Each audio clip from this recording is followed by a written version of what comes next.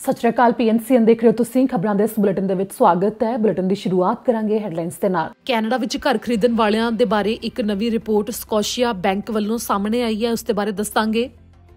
हरमनदीप कौर दे कतल मामले विच कलोना तो इस नौजवान दे उत्ते मामले दर्ज कीते गए ने। कल नूं अदालत विच पेशी। ओंटारियो विच तनखाहां वधाउण बारे एक नवां ऐलान अज कीता गया। ब्रिटिश कोलंबिया विच इस शुक्रवार तो दसांगे किहड़ियां हदायतां खत्म होण जा रहीआं ने। राजधानी विच गोली चली, एक व्यक्ति की हालत गंभीर। कैनेडा विच बाहरले मुल्कां तो आउण वालियां दे वास्ते जानकारी, इस दे बारे भी दसांगे। इस दे नाल ही हुण खबरां दी शुरुआत करदे हां। कैनेडा विच महंगाई जिवें कि वड्डे पੱਧਰ दे उत्ते वध चुकी है। घरां दे रेट सिखरां ते पहुंचे होए ने। आम लोकां दे वास्ते घर खरीदना एक वड्डी चुनौती बनिया होया है। ਤਾਂ ਇਸੇ ਸੰਬੰਧੀ ਸਕੋਸ਼ੀਆ ਬੈਂਕ ਨੇ ਸੋਮਵਾਰ ਨੂੰ ਇੱਕ ਰਿਪੋਰਟ ਜਾਰੀ ਕੀਤੀ ਹੈ। ਦਰਅਸਲ ਸਕੋਸ਼ੀਆ ਬੈਂਕ ਦੇ ਵੱਲੋਂ ਜੋ ਹਰ ਸਾਲ ਸਰਵੇਖਣ ਕੀਤਾ ਜਾਂਦਾ ਹੈ ਤੇ ਜੋ ਇਸ ਸਾਲ ਦੇ ਵਾਸਤੇ ਕੀਤਾ ਗਿਆ, ਉਸ ਦੇ ਵਿੱਚ ਇਹ ਦਾਅਵਾ ਕੀਤਾ ਗਿਆ ਹੈ ਸਰਵੇਖਣ ਦੇ ਰਾਹੀਂ ਕਿ ਹੁਣ ਜ਼ਿਆਦਾਤਰ ਕੈਨੇਡਾ ਵਾਸੀ ਅਜਿਹੇ ਨੇ ਜੋ ਫਿਲਹਾਲ ਘਰ ਲੈਣ ਤੋਂ ਰੁਕ ਜਾਣਾ ਚਾਹੁੰਦੇ ਨੇ ਕਿ ਇੱਕਦਮ ਘਰ ਖਰੀਦਣਾ ਨਹੀਂ ਚਾਹੁੰਦੇ, ਕਿਉਂਕਿ ਘਰ ਇੰਨੇ ਜ਼ਿਆਦਾ ਮਹਿੰਗੇ ਹੋ ਚੁੱਕੇ ਨੇ ਜਿਸ ਕਰਕੇ ਉਹ ਹਜੇ ਘਰ ਲੈ ਨਹੀਂ ਸਕਦੇ ਜਾਂ ਫਿਰ ਉਹ ਲੈਣਾ ਨਹੀਂ ਚਾਹੁੰਦੇ। ਤਾਂ ਇਸੇ ਸੰਬੰਧੀ ਜੋ ਰਿਪੋਰਟ ਜਾਰੀ ਹੋਈ ਹੈ ਉਸ ਦੇ ਵਿੱਚ ਜੋ ਅੰਕੜੇ ਨੇ ਉਹਨਾਂ ਮੁਤਾਬਕ ਸਾਲ 2022 ਵਿੱਚ 43% ਕੈਨੇਡਾ ਵਾਸੀ ਅਜਿਹੇ ਨੇ ਜਿਹੜੇ ਕਿ ਫਿਲਹਾਲ ਘਰ ਲੈਣ ਤੋਂ ਰੁਕ ਜਾਣਾ ਚਾਹੁੰਦੇ ਨੇ। ਇਹ ਅੰਕੜਾ ਪਿਛਲੇ ਸਾਲ ਯਾਨੀ ਕਿ ਸਾਲ 2021 ਵਿੱਚ 33% ਸੀ, ਜਦ ਕਿ ਸਾਲ 2020 ਵਿੱਚ 20% ਹੀ ਸੀ। ਪਰ ਹੁਣ ਕਾਫੀ ਜ਼ਿਆਦਾ ਇਸ ਦੇ ਵਿੱਚ ਵਾਧਾ ਪਾਇਆ ਜਾ ਰਿਹਾ ਹੈ ਕਿ ਕੈਨੇਡਾ ਵਾਸੀ ਜੋ ਕਿ ਆਪਣਾ ਘਰ ਖਾਸ ਤੌਰ ਦੇ ਉੱਤੇ ਨੌਜਵਾਨ ਪਰਿਵਾਰ ਨੇ ਜੋ ਉਹ ਆਪਣੇ ਘਰ ਦੇ ਵਿੱਚ ਜਦੋਂ ਆਪਣਾ ਘਰ ਖਰੀਦ ਕੇ ਰਹਿਣਾ ਚਾਹੁੰਦੇ ਨੇ, ਪਰ ਫਿਲਹਾਲ ਇਸ ਰਣਨੀਤੀ ਨੂੰ ਉਹ ਅੱਗੇ ਪਾਉਣਾ ਚਾਹੁੰਦੇ ਨੇ। ਪਰ ਜਿਵੇਂ ਕਿ ਇਸ ਸਮੇਂ ਹਾਲਾਤ ਬਣੇ ਹੋਏ ਨੇ, ਅੰਦਾਜ਼ਾ ਇਹੋ ਲਾਇਆ ਜਾ ਰਿਹਾ ਹੈ ਕਿ ਜੋ ਘਰਾਂ ਦੇ ਰੇਟ ਲਗਾਤਾਰ ਇਸ ਸਮੇਂ ਵੱਧ ਰਹੇ ਨੇ ਤੇ ਜਿਸ ਮੁਤਾਬਕ ਵੱਧ ਰਹੇ ਨੇ ਤੇ ਅੱਗੇ ਇਹ ਕੋਈ ਘੱਟ ਹੋਣ ਵਾਲੇ ਨਹੀਂ ਨੇ, ਅੱਗੇ ਹੋਰ ਜ਼ਿਆਦਾ ਵਧਣ ਵਾਲੇ ਹੀ ਨੇ। ਪਰ ਇਸ ਸਮੇਂ ਜਿਵੇਂ ਮਹਿੰਗਾਈ ਲੱਕ ਤੋੜ ਰਹੀ ਹੈ, ਕਾਫੀ ਜ਼ਿਆਦਾ ਲੋਕ ਚੁਣੌਤੀਆਂ ਦਾ ਸਾਹਮਣਾ ਕਰ ਰਹੇ ਨੇ, ਤਾਂ ਅਜਿਹੇ ਵਿੱਚ ਜਿੱਥੇ ਇੱਕ ਪਾਸੇ ਰੋਜ਼ਮਰਾ ਦੀ ਜ਼ਿੰਦਗੀ ਵਿੱਚ ਕੰਮ ਆਉਣ ਵਾਲੀਆਂ ਜ਼ਰੂਰੀ ਚੀਜ਼ਾਂ ਦੀ ਪੂਰਤੀ ਕਰਨੀ ਹੀ ਇੱਕ ਚੁਣੌਤੀ ਬਣੀ ਹੋਈ ਹੈ, ਤਾਂ ਅਜਿਹੇ ਵਿੱਚ ਘਰ ਖਰੀਦਣਾ ਇੱਕ ਵੱਡੀ ਚੁਣੌਤੀ ਮੰਨਿਆ ਜਾ ਰਿਹਾ ਹੈ। ਤੇ ਇਸੇ ਨੂੰ ਲੈ ਕੇ ਕੁਝ ਇਹ ਅੰਕੜੇ ਵੀ ਇਸੇ ਦੇ ਸੰਬੰਧਤ ਸਾਂਝੇ ਕੀਤੇ ਗਏ ਨੇ ਤੇ ਇਸ ਦੇ ਸਬੂਤ ਵੀ ਪੇਸ਼ ਕਰਦੇ ਨੇ ਕਿ ਹੁਣ ਜ਼ਿਆਦਾ ਕੈਨੇਡਾ ਵਾਸੀ ਘਰ ਖਰੀਦਣ ਤੋਂ ਫਿਲਹਾਲ ਰੁਕ ਜਾਣਾ ਚਾਹੁੰਦੇ ਨੇ। ਤਾਂ ਅਗਲੀ ਖਬਰ ਦੇ ਵੱਲ ਰੁਕ ਕਰਾਂਗੇ। ਜਿਵੇਂ ਕਿ 1 ਅਪ੍ਰੈਲ ਤੋਂ ਕੈਨੇਡਾ ਦੇ ਵਿੱਚ ਦਾਖਲ ਹੋਣ ਵਾਲਿਆਂ ਵਾਸਤੇ ਕਈ ਹਦਾਇਤਾਂ 'ਚ ਤਬਦੀਲੀ ਆਈ, ਖਾਸ ਤੌਰ ਦੇ ਉੱਤੇ ਕਿ ਹੁਣ COVID-19 ਦੇ ਟੈਸਟ ਕਰਵਾਉਣ ਦੀ ਲੋੜ ਨਹੀਂ ਹੈ। ਪਹਿਲਾਂ ਤੋਂ ਉਹਨਾਂ ਨੂੰ ਜਿਹੜੇ ਕਿ ਫੁੱਲੀ ਵੈਕਸੀਨੇਟਡ ਨੇ, ਜਿਹੜੇ ਕਿ ਫੁੱਲੀ ਵੈਕਸੀਨੇਟਡ ਨਹੀਂ ਨੇ ਤੇ ਉਹ ਕੈਨੇਡੀਅਨ ਸਿਟੀਜ਼ਨ ਨੇ ਜਾਂ PR ਜਾਂ ਫਿਰ ਜਿਨ੍ਹਾਂ ਨੂੰ ਟੀਕੇ ਲਗਵਾਏ ਬਿਨਾਂ ਵੀ ਕੈਨੇਡਾ ਵਿੱਚ ਆਉਣ ਦੀ ਇਜਾਜ਼ਤ ਹੈ, ਉਹਨਾਂ ਵਾਸਤੇ ਹਜੇ ਵੀ ਲਾਜ਼ਮੀ ਹੈ ਕਿ COVID-19 ਦਾ PCR ਟੈਸਟ ਇਹ ਕਰਵਾਉਣਾ ਪਵੇਗਾ। ਪਰ ਜਿਹੜੇ ਵੈਕਸੀਨੇਟਡ ਨੇ ਉਹਨਾਂ ਵਾਸਤੇ ਜਿਵੇਂ ਕਿ ਛੋਟ ਦਿੱਤੀ ਗਈ ਹੈ, ਤਾਂ ਇਸ ਦੇ ਨਾਲ ਹੀ ਇਹ ਵੀ ਦੱਸਿਆ ਜਾ ਰਿਹਾ ਹੈ ਕਿ ਜਿਨ੍ਹਾਂ ਨੇ ਆਪਣੇ ਫੋਨ ਦੇ ਵਿੱਚ ਪਹਿਲਾਂ ਤੋਂ ਅਰਾਈਵ ਕੈਨ ਐਪਲੀਕੇਸ਼ਨ ਪਾਈ ਹੋਈ ਸੀ ਤਾਂ ਉਸ ਨੂੰ ਅਪਡੇਟ ਕਰ ਲਿਆ ਜਾਵੇ, ਕਿਉਂਕਿ ਜਿਹੜੀ ਪਹਿਲੀ ਜਾਣਕਾਰੀ ਹੈ ਉਹ ਪੁਰਾਣੀਆਂ ਹਦਾਇਤਾਂ ਦੇ ਮੁਤਾਬਕ ਹੈ, ਜਿਸ ਕਰਕੇ ਹੁਣ ਜਦੋਂ ਨਵੀਆਂ ਹਦਾਇਤਾਂ ਮੁਤਾਬਕ ਤੁਸੀਂ ਐਪਲੀਕੇਸ਼ਨ ਦੇ ਵਿੱਚ ਜਾਣਕਾਰੀ ਭਰਨੀ ਹੈ, ਜੇਕਰ ਉਹ ਅਪਡੇਟ ਨਹੀਂ ਹੋਈ ਤਾਂ ਉਸ ਦੇ ਵਿੱਚ ਤੁਹਾਨੂੰ ਦਿੱਕਤ ਦਾ ਸਾਹਮਣਾ ਕਰਨਾ ਪੈ ਸਕਦਾ, ਜਿਸ ਕਰਕੇ ਜ਼ਰੂਰੀ ਹੈ ਕਿ ਤੁਸੀਂ ਅਰਾਈਵ ਕੈਨ ਐਪਲੀਕੇਸ਼ਨ ਨੂੰ ਅਪਡੇਟ ਜ਼ਰੂਰ ਕਰੋ ਜਦੋਂ ਵੀ ਤੁਸੀਂ ਕੈਨੇਡਾ ਵਿੱਚ ਦਾਖਲ ਹੋਣ ਤੋਂ ਪਹਿਲਾਂ ਉਸ ਦੇ ਵਿੱਚ ਜਾਣਕਾਰੀ ਭਰਨੀ ਹੈ। ਕਿਉਂਕਿ ਕੋਈ ਵੀ ਜੇਕਰ ਕੈਨੇਡਾ ਵਿੱਚ ਦਾਖਲ ਹੁੰਦਾ ਹੈ, ਬੇਸ਼ੱਕ ਉਹ ਕੈਨੇਡੀਅਨ ਸਿਟੀਜ਼ਨ ਹੈ ਜਾਂ ਫਿਰ ਕੋਈ ਬਾਹਰਲੇ ਮੁਲਕ ਤੋਂ ਪ੍ਰਵਾਸੀ ਆ ਰਿਹਾ ਹੈ, ਅਰਾਈਵ ਕੈਨ ਐਪਲੀਕੇਸ਼ਨ ਸਾਰਿਆਂ ਨੂੰ ਭਰਨੀ ਪੈਂਦੀ ਹੈ, ਸਾਰਿਆਂ ਦੇ ਲਈ ਲਾਜ਼ਮੀ ਹੈ। ਫਿਰ ਬੇਸ਼ੱਕ ਉਹ ਫੋਨ ਦੇ ਵਿੱਚ ਐਪਲੀਕੇਸ਼ਨ ਨੂੰ ਡਾਊਨਲੋਡ ਕਰਕੇ ਭਰਿਆ ਜਾਵੇ ਜਾਂ ਫਿਰ ਅਰਾਈਵ ਕੈਨ ਡੈਸਕਟਾਪ ਦੇ ਉੱਤੇ ਆਪਣੇ ਕੰਪਿਊਟਰ ਦੇ ਉੱਤੇ ਜਾਂ ਫੋਨ ਦੇ ਉੱਤੇ ਹੀ ਆਨਲਾਈਨ ਜਾ ਕੇ ਇਸ ਨੂੰ ਜਾਣਕਾਰੀ ਨੂੰ ਭਰਿਆ ਜਾਵੇ ਤੇ ਉਸ ਦੇ ਵਿੱਚ ਅੰਤ ਵਿੱਚ ਜੋ ਰਸੀਦ ਆਉਂਦੀ ਹੈ ਉਸ ਨੂੰ ਦੇਖਿਆ ਜਾਂਦਾ ਇਮੀਗ੍ਰੇਸ਼ਨ ਅਧਿਕਾਰੀ ਵੱਲੋਂ ਜਦੋਂ ਕੈਨੇਡਾ ਵਿੱਚ ਦਾਖਲ ਹੋਣਾ ਹੁੰਦਾ, ਜਿਸ ਤੋਂ ਬਾਅਦ ਹੀ ਐਂਟਰੀ ਦਿੱਤੀ ਜਾਂਦੀ ਹੈ। ਫਿਰ ਬੇਸ਼ੱਕ ਕਿਸੇ ਨੇ ਲੈਂਡ ਬਾਰਡਰ ਦੇ ਰਾਹੀਂ ਆਉਣਾ ਹੋਵੇ, ਹਵਾਈ ਸਫ਼ਰ ਕਰਕੇ ਆਉਣਾ ਹੋਵੇ ਜਾਂ ਫਿਰ ਸਮੁੰਦਰੀ ਰਾਹ ਦੇ ਰਾਹੀਂ ਕੋਈ ਆ ਰਿਹਾ ਹੋਵੇ, ਇਹ ਜ਼ਰੂਰੀ ਹੈ ਕਿ ਇਸ ਜਾਣਕਾਰੀ ਨੂੰ ਭਰਿਆ ਜਾਵੇ। ਹੁਣ ਰੁਖ ਅਗਲੀ ਖਬਰ ਦੇ ਵੱਲ ਕਰਾਂਗੇ। ਬ੍ਰਿਟਿਸ਼ ਕੋਲੰਬੀਆ ਵਿੱਚ ਆਉਂਦੇ ਸ਼ੁੱਕਰਵਾਰ ਤੋਂ ਕੁਝ ਹਦਾਇਤਾਂ ਵਿੱਚ ਹੋਰ ਢਿੱਲ ਦਿੱਤੀ ਜਾ ਰਹੀ ਹੈ। ਇੱਕ ਪਾਸੇ ਇਸ ਸਮੇਂ ਮਾਹਰਾਂ ਦੇ ਵੱਲੋਂ ਇਹ ਵੀ ਕਿਹਾ ਜਾਣ ਲੱਗਿਆ ਕਿ COVID-19 ਦੇ ਮਾਮਲਿਆਂ ਵਿੱਚ ਫਿਰ ਤੋਂ ਵਾਧਾ ਹੋਣ ਲੱਗਿਆ ਹੈ, ਅਜਿਹੇ ਵਿੱਚ COVID-19 ਦਾ ਚੌਥਾ ਟੀਕਾ ਲਗਵਾ ਲਿਆ ਜਾਵੇ, ਸਲਾਹ ਦਿੱਤੀ ਜਾ ਰਹੀ ਹੈ।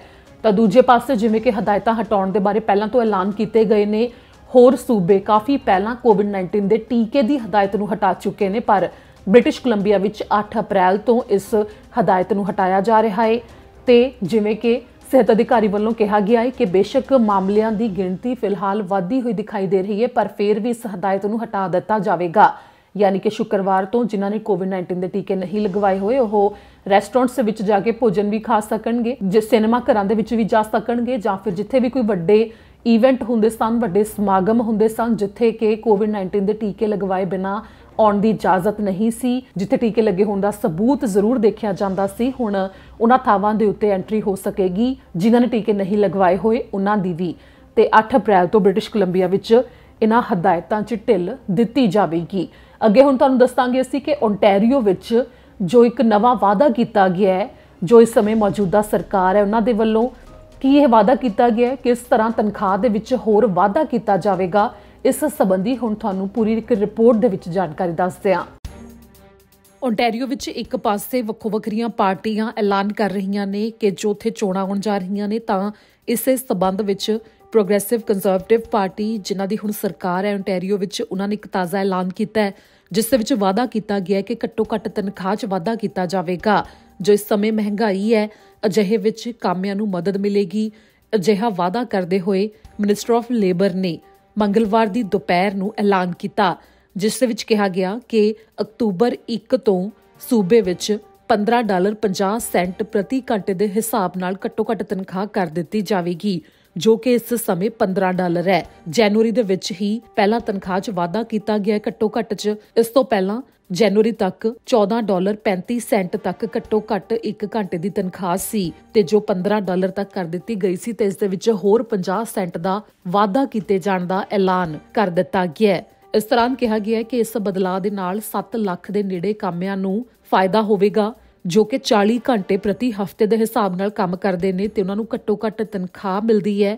ਉਸ ਦੇ ਵਿੱਚ 1768 ਤੱਕ ਹੁਣ ਉਹ ਜ਼ਿਆਦਾ ਕਮਾ ਸਕਣਗੇ ਜੇਕਰ ਜੋ ਉਹਨਾਂ ਵੱਲੋਂ ਐਲਾਨ ਕੀਤਾ ਗਿਆ ਉਹ ਲਾਗੂ ਕਰ ਦਿੱਤਾ ਜਾਵੇ ਅਕਤੂਬਰ 1 ਤੋਂ, ਕਿ 50 ਸੈਂਟ ਦਾ ਵਾਧਾ ਕਰ ਦਿੱਤਾ ਜਾਵੇਗਾ। ਇਸ ਤੋਂ ਪਹਿਲਾਂ ਅਕਤੂਬਰ 2021 ਵਿੱਚ ਵੀ ਓਨਟਾਰੀਓ ਵਿੱਚ ਤਨਖਾਹਾਂ ਵਧਾਈਆਂ ਗਈਆਂ ਸਨ, ਜਦੋਂ $14.25 ਤੋਂ ਵਧਾ ਕੇ 10 ਸੈਂਟ ਦਾ ਵਾਧਾ ਕੀਤਾ ਗਿਆ ਸੀ ਕਿ $14.35 ਤਨਖਾਹ ਕਰ ਦਿੱਤੀ ਗਈ ਸੀ। ਸਾਲ 2018 ਵਿੱਚ ਜਦੋਂ ਪ੍ਰੀਮੀਅਰ ਡਗ ਫੋਰਡ ਨੇ ਐਲਾਨ ਕੀਤਾ ਸੀ, ਉਸ ਸਮੇਂ ਉਹਨਾਂ ਨੇ ਕਿਹਾ ਸੀ ਕਿ ਆਉਂਦੇ ਸਮੇਂ ਵਿੱਚ ਉਹ $15 ਤੱਕ ਘੱਟੋ ਘੱਟ ਤਨਖਾਹ ਲੈ ਜਾਣਗੇ ਤੇ ਇਸ ਸਮੇਂ ਜਨਵਰੀ 2022 ਵਿੱਚ $15 ਕੀਤੀ ਗਈ ਹੈ। ਇਸ ਤੋਂ ਪਹਿਲਾਂ ਓਨਟਾਰੀਓ ਵਿੱਚ ਲਿਬਰਲ ਪਾਰਟੀ ਵਾਅਦਾ ਕਰ ਚੁੱਕੀ ਹੈ ਕਿ ਸਾਲ 2023 ਤੱਕ ਉਹ 1 ਘੰਟੇ ਦੀ ਘੱਟੋ ਘੱਟ ਤਨਖਾਹ $16 ਕਰ ਦੇਣਗੇ ਤੇ ਸਾਲ 2026 ਤੱਕ ਐਨਡੀਪੀ ਦੇ ਵੱਲੋਂ ਵਾਅਦਾ ਕੀਤਾ ਗਿਆ ਕਿ $20 ਤੱਕ ਤਨਖਾਹ ਘੱਟੋ ਘੱਟ ਕਰ ਦਿੱਤੀ ਜਾਵੇਗੀ। ਇੱਥੇ ਜ਼ਿਕਰਯੋਗ ਹੈ ਕਿ ਓਨਟਾਰੀਓ ਵਿੱਚ 2 ਜੂਨ ਨੂੰ ਵੋਟਾਂ ਹੋਣ ਵਾਲੀਆਂ ਨੇ।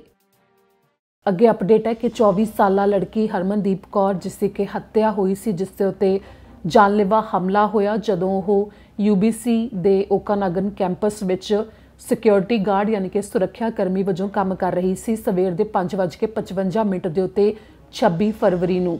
ਤੇ ਹਰਮਨਦੀਪ ਦੇ ਕਤਲ ਮਾਮਲੇ ਵਿੱਚ ਹੁਣ ਇੱਕ 22 ਸਾਲ ਦੇ ਨੌਜਵਾਨ ਦੇ ਉੱਤੇ ਕਤਲ ਦਾ ਮਾਮਲਾ ਦਰਜ ਕਰ ਦਿੱਤਾ ਗਿਆ, ਜਿਸ ਨੂੰ ਕੱਲ ਨੂੰ ਅਦਾਲਤ ਵਿੱਚ ਵੀ ਪੇਸ਼ ਕੀਤਾ ਜਾਵੇਗਾ, ਜਿਸ ਦੀ ਤਸਵੀਰ ਪੁਲਿਸ ਨੇ ਸਾਂਝੀ ਕੀਤੀ ਹੈ। 22 ਸਾਲ ਦਾ ਡੈਂਟੇ ਓਗਨੀਬੇਨ ਹੈਬੋਰਨ ਇਸ ਨੌਜਵਾਨ ਦਾ ਨਾਮ ਹੈ, ਜਿਸ ਨੇ ਕਿ ਜਾਨਲੇਵਾ ਹਮਲਾ ਹਰਮਨਦੀਪ ਕੌਰ ਦੇ ਉੱਤੇ ਕੀਤਾ, ਜਿਸ ਤੋਂ ਬਾਅਦ ਜ਼ਖਮੀ ਹਾਲਤ ਵਿੱਚ ਉਸ ਨੂੰ ਹਸਪਤਾਲ ਪਹੁੰਚਾਇਆ ਗਿਆ ਸੀ, ਪਰ ਹਰਮਨਦੀਪ ਕੌਰ ਨੇ ਦਮ ਤੋੜ ਦਿੱਤਾ ਸੀ, ਜੋ ਕਿ ਇੰਟਰਨੈਸ਼ਨਲ ਵਿਦਿਆਰਥੀ ਵਜੋਂ ਕੈਨੇਡਾ ਆਈ ਸੀ ਤੇ PR ਹੋਣ ਤੋਂ ਬਾਅਦ ਇੰਡੀਆ ਜਾਣਾ ਸੀ ਉਸਨੇ, ਪਰ ਉਸ ਤੋਂ ਪਹਿਲਾਂ ਉਸਦੇ ਨਾਲ ਕੁਝ ਅਜਿਹਾ ਵਾਪਰ ਗਿਆ ਕਿ ਕੰਮ ਦੇ ਉੱਤੇ ਇਸ ਹਮਲੇ ਵਿੱਚ ਉਸਦੀ ਜਾਨ ਚਲੀ ਗਈ। ਜੋ ਇਹ 22 ਸਾਲ ਦਾ ਨੌਜਵਾਨ ਹੈ ਜਿਸ ਦੇ ਉੱਤੇ ਮਾਮਲਾ ਦਰਜ ਕੀਤਾ ਗਿਆ ਕਤਲ ਨਾਲ ਜੁੜਿਆ, ਇਸ ਦੇ ਬਾਰੇ ਪਹਿਲਾਂ ਕਿਹਾ ਜਾ ਰਿਹਾ ਸੀ ਕਿ ਮਾਨਸਿਕ ਤੌਰ ਦੇ ਉੱਤੇ ਇਹ ਠੀਕ ਨਹੀਂ ਸੀ, ਪਰ ਇਸ ਦੇ ਉੱਤੇ ਅੱਗੇ ਹੁਣ ਜਿਵੇਂ ਮਾਮਲਾ ਚੱਲੇਗਾ, ਕਤਲ ਦਾ ਮਾਮਲਾ ਵੀ ਦਰਜ ਹੋ ਗਿਆ ਹੈ। ਹੁਣ ਦੇਖਣਾ ਇਹ ਹੋਵੇਗਾ ਕਿ ਅਦਾਲਤ ਵੱਲੋਂ ਇਸ ਦੇ ਉੱਤੇ ਕੀ ਫੈਸਲਾ ਦਿੱਤਾ ਜਾਂਦਾ ਹੈ।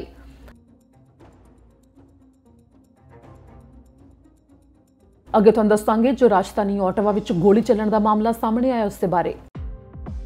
ਰਾਜਧਾਨੀ ਓਟਾਵਾ ਵਿੱਚ ਗੋਲੀ ਚੱਲਣ ਦਾ ਮਾਮਲਾ ਸਾਹਮਣੇ ਆਇਆ, ਜਿਸ ਤੋਂ ਬਾਅਦ ਇੱਕ ਵਿਅਕਤੀ ਦੀ ਹਾਲਤ ਕਾਫੀ ਗੰਭੀਰ ਬਣੀ ਹੋਈ ਹੈ। ਓਟਾਵਾ ਦੇ ਵਿੱਚ ਡਾਊਨਟਾਊਨ ਦੇ ਅੰਦਰ ਦੱਖਣੀ ਹਿੱਸੇ ਵਿੱਚ ਗੋਲੀ ਚੱਲੀ ਹੈ।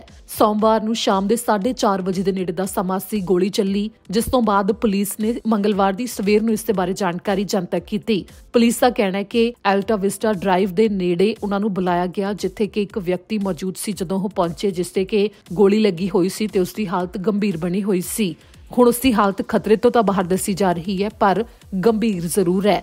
ਜਿਵੇਂ ਕਿ ਸੋਮਵਾਰ ਦੀ ਸ਼ਾਮ ਨੂੰ 4:30 ਵਜੇ ਦੇ ਨੇੜੇ ਗੋਲੀ ਚੱਲਣ ਦਾ ਇਹ ਮਾਮਲਾ ਸਾਹਮਣੇ ਆਇਆ ਤਾਂ ਉਸ ਸਮੇਂ ਦੇ ਨੇੜੇ ਜੇਕਰ ਕਿਸੇ ਕੋਲ ਵੀ ਇਸ ਖੇਤਰ ਦੇ ਵਿੱਚ ਕੋਈ ਡੈਸ਼ ਕੈਮ ਵੀਡੀਓ ਜਾਂ ਸਿਕਿਉਰਿਟੀ ਫੁਟੇਜ ਹੋਵੇ ਤਾਂ ਓਟਵਾ ਪੁਲਿਸ ਨਾਲ ਤੁਰੰਤ ਸੰਪਰਕ ਕੀਤਾ ਜਾ ਸਕਦਾ ਹੈ ਜਾਂ ਫਿਰ ਗੋਲੀ ਚੱਲਣ ਦੇ ਇਸ ਮਾਮਲੇ ਦਾ ਕੋਈ ਚਸ਼ਮਦੀਦ ਹੋਵੇ ਉਹ ਵੀ ਪੁਲਿਸ ਨਾਲ ਸੰਪਰਕ ਕਰ ਸਕਦਾ ਹੈ। ਇਸ ਮੌਕੇ ਜ਼ਖਮੀ ਦੀ ਪਛਾਣ ਨੂੰ ਜਨਤਕ ਨਹੀਂ ਕੀਤਾ ਗਿਆ ਹੈ, ਪਰ ਇਸ ਦੌਰਾਨ ਪੁਲਿਸ ਦਾ ਕਹਿਣਾ ਹੈ ਕਿ ਮਾਮਲੇ ਦੀ ਉਹ ਜਾਂਚ ਕਰ ਰਹੇ ਨੇ ਤੇ ਪੀੜਤ ਤੋਂ ਵੀ ਉਹ ਪੁੱਛਗਿੱਛ ਕਰ ਰਹੇ ਨੇ। ਇਸ ਸੰਬੰਧੀ ਜੇਕਰ ਕੋਈ ਵੀ ਜਾਣਕਾਰੀ ਸਾਹਮਣੇ ਆਉਂਦੀ ਹੈ ਤਾਂ ਅੱਗੇ ਉਹ ਦੱਸਣਗੇ। ਓਨਟਾਰੀਓ ਪ੍ਰੋਵਿੰਸ਼ੀਅਲ ਪੁਲਿਸ ਨੇ ਸੈਂਟਰਲ ਰੀਜਨ ਤੋਂ ਇੱਕ ਜਾਣਕਾਰੀ ਸਾਂਝੀ ਕੀਤੀ ਹੈ। ਕੇਲਡਨ ਤੋਂ ਇਹ ਜਾਣਕਾਰੀ ਹੈ ਜਿੱਥੇ ਕਿ ਇੱਕ ਡਰਾਈਵਰ ਨੂੰ ਕਾਬੂ ਕੀਤਾ ਗਿਆ ਜੋ ਕਿ ਅਜਿਹੀ ਥਾਂ ਜਿੱਥੇ ਕਿ 40 ਕਿਲੋਮੀਟਰ ਪ੍ਰਤੀ ਘੰਟੇ ਦੀ ਰਫ਼ਤਾਰ ਦੇ ਨਾਲ ਗੱਡੀ ਚਲਾਈ ਜਾ ਸਕਦੀ ਹੈ ਉੱਥੇ 105 ਕਿਲੋਮੀਟਰ ਪ੍ਰਤੀ ਘੰਟੇ ਦੀ ਰਫ਼ਤਾਰ ਨਾਲ ਗੱਡੀ ਚਲਾ ਰਿਹਾ ਸੀ, ਜਿਸ ਦੇ ਉੱਤੇ ਸਖਤ ਕਾਰਵਾਈ ਕੀਤੀ ਗਈ ਹੈ। ਕਈ ਮਾਮਲੇ ਦਰਜ ਕੀਤੇ ਗਏ ਨੇ। 14 ਦਿਨ ਦੇ ਲਈ ਉਸਦੇ ਵਾਹਨ ਨੂੰ ਜ਼ਬਤ ਕਰ ਲਿਆ ਗਿਆ ਤੇ 30 ਦਿਨ ਦੇ ਲਈ ਉਸਦੇ ਲਾਇਸੈਂਸ ਨੂੰ ਰੱਦ ਕਰ ਦਿੱਤਾ ਗਿਆ ਹੈ। ਪੁਲਿਸ ਨੇ ਇਹ ਗੱਡੀ ਦੀ ਤਸਵੀਰ ਸਾਂਝੀ ਕੀਤੀ ਹੈ ਜਿਸ ਦੇ ਨਾਲ ਉਹ ਤੇਜ਼ ਰਫ਼ਤਾਰ ਦੇ ਵਿੱਚ ਜਾ ਰਿਹਾ ਸੀ ਤੇ ਉਸ ਨੂੰ ਕਾਬੂ ਕੀਤਾ ਗਿਆ। ਇਸ ਦੌਰਾਨ ਡਰਾਈਵਰਸ ਨੂੰ ਲਗਾਤਾਰ ਚੇਤਾਵਨੀ ਦਿੱਤੀ ਜਾਂਦੀ ਹੈ ਤੇ ਨਾਲ ਹੀ ਚੌਕਸ ਰਹਿਣ ਦੇ ਲਈ ਕਿਹਾ ਜਾਂਦਾ ਹੈ ਕਿ ਅਜਿਹੀ ਕੋਈ ਵੀ ਅਣਗਹਿਲੀ ਜਿਸ ਦੇ ਵਿੱਚ ਸੜਕੀ ਨਿਯਮਾਂ ਦੀ ਉਲੰਘਣਾ ਕੀਤੀ ਜਾਵੇ ਦੂਜਿਆਂ ਦੇ ਲਈ ਬੇहद ਖਤਰਨਾਕ ਸਾਬਤ ਹੋ ਸਕਦੀ ਹੈ ਤੇ ਉਹਨਾਂ ਦੇ ਵਾਸਤੇ ਵੀ ਖਤਰਨਾਕ ਸਾਬਤ ਹੋ ਸਕਦੀ ਹੈ, ਜਿਸ ਕਰਕੇ ਅਜਿਹਾ ਬਿਲਕੁਲ ਨਾ ਕੀਤਾ ਜਾਵੇ।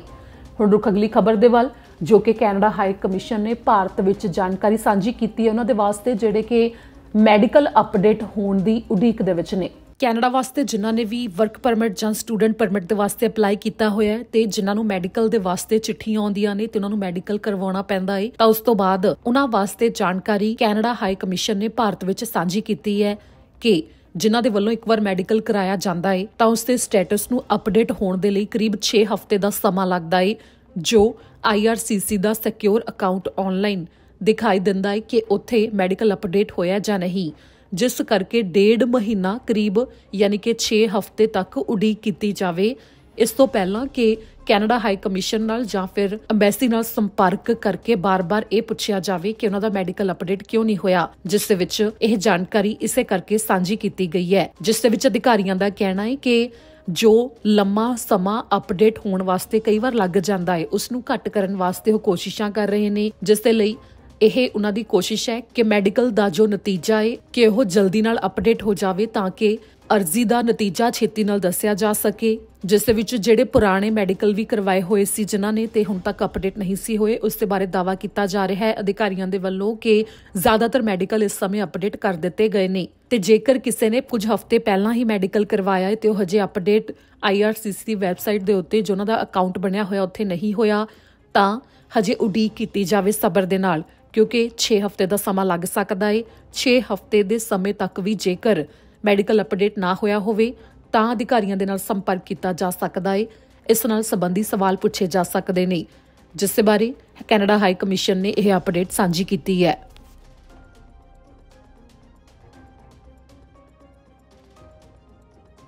ਇਸ ਨਾਲ ਹੀ ਅੱਜ ਦੇ ਇਸ ਬੁਲੇਟਿਨ ਦੇ ਵਿੱਚ ਇੰਨਾ ਹੀ। ਮੈਨੂੰ ਦਿਓ ਇਜਾਜ਼ਤ। ਸਤਿ ਸ਼੍ਰੀ ਅਕਾਲ।